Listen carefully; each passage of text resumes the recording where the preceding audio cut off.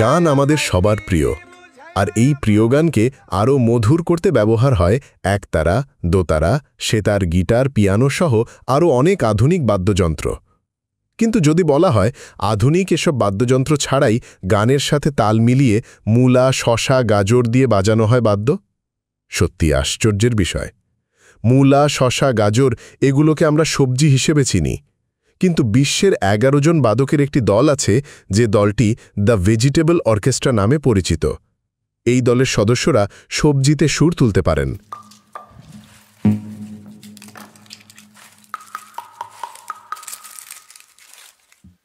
তারা বিশ্বাস করেন যে কোনো কিছুতে সুর সৃষ্টি করা সম্ভব। তাদের বাদ্যযন্ত্রের তালিকায় রয়েছে মূলা, গাজর, শশা, বেগুন, কুমড়া মতো সবজি। দ্য ভেজিটেবল অর্কেস্ট্রা দলটি গঠিত হয় 1998 সালে অস্ট্রিয়ার ভিয়েনায়। গণমাধ্যমের তথ্য, এই বাদক দলটি এ পর্যন্ত 344টি কনসার্টে তাদের বিশেষভাবে তৈরি বাদ্যযন্ত্র বাজিয়েছে। ভেজিটেবল অর্কেস্ট্রার ওয়েবসাইটের তথ্য অনুযায়ী এই দলটি বিশ্বাস করে যে তারা যে ধ্বনি তৈরি করতে পারে সেই ধ্বনি অন্য কোনো বাদ্যযন্ত্র দিয়ে সহজে করা সম্ভব নয়। এগুলো থেকে কখনো প্রাণীদের মতো আওয়াজ বের হয়, কখনো কখনো একেবারে বিমূর্ত ধ্বনি।